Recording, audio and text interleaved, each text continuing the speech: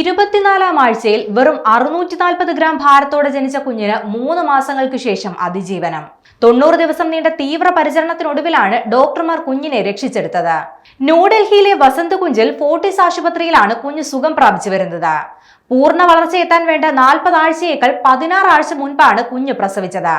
ഇതോടെ ജനിച്ച ഉടൻ തന്നെ കുഞ്ഞിന് ആരോഗ്യ പ്രശ്നങ്ങളുണ്ടായി. സാധാരണ ഭാരത്തേക്കാൾ കുറവായിരുന്ന കുഞ്ഞ് ജനിച്ച ഉടനെ കരയുകയും ചെയ്തില്ല.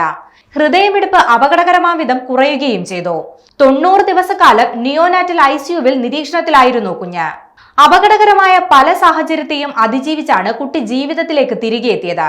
ശ്വാസകോശത്തിന്റെയും വൃക്കകളുടെയും പ്രവർത്തനക്കുറവും തലച്ചോറിലെ രക്തസ്രാവത്തിനുള്ള സാധ്യതയും അണുബാധയും അടക്കം നിരവധി സങ്കീർണതകൾ കുഞ്ഞിന് നേരിടേണ്ടി വന്നതായി ഡോക്ടർമാർ പറയുന്നുണ്ട്. ആദ്യ ആഴ്ചകളിലെ ആരോഗ്യനില അതീവ ഗുരുതരമാവുകയും ശരീരഭാരം 550 ഗ്രാമിലേക്ക് ചുരുങ്ങുകയും ചെയ്തിരുന്നു.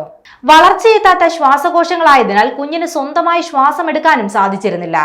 അതിനാൽ വെന്റിലേറ്ററിന്റെ സഹായം നൽകേണ്ടി വന്നു. കിഡ്നിയും സമാന പ്രശ്നം നേരിട്ടിരുന്നു. വളർച്ചയെത്താത്ത ഇരു വൃക്കകൾക്കും കൃത്യമായി പ്രവർത്തിക്കാൻ സാധിച്ചിരുന്നില്ല. ജീവരക്ഷാ മരുന്നുകളും ഡോക്ടർമാരുടെ നിരീക്ഷണത്തിനും ശേഷം കുഞ്ഞിന്റെ ആരോഗ്യാവസ്ഥ മെച്ചപ്പെട്ടു. 90 ദിവസത്തെ NICU ജീവിതത്തിന് ശേഷം 1.8 കിലോഗ്രാം ഭാരത്തോടെയാണ് കുഞ്ഞ് ആശുപത്രി വിട്ടത്. ശിശുരോഗ വിദഗ്ധരടങ്ങുന്ന സംഘത്തിന്റെ നേതൃത്വത്തിൽ തുടർച്ചയായ പരിചരണവും നിരീക്ഷണവുമായിരുന്നു കുട്ടിക്കുണ്ടായത്. ഇത്രയും നേരത്തെ ജനിക്കുന്ന കുഞ്ഞുങ്ങൾ അതിജീവിക്കാനുള്ള സാധ്യത കുറവാണെന്നിരിക്കെ മാസം തികയാത്ത കുഞ്ഞിന്റെ അത്ഭുതകരമായ അതിജീവനമെന്നാണ് ഡോക്ടർമാർ ഇതിനെ വിശേഷിപ്പിച്ചത്. രാഹുൽ നാഗ്പാലിന്റെയും ഡോക്ടർ ശ്രദ്ധ ജോഷിയുടെയും നേതൃത്വത്തിലുള്ള മെഡിക്കൽ സംഘമാണ് കുഞ്ഞിനെ ചികിത്സിച്ചത്.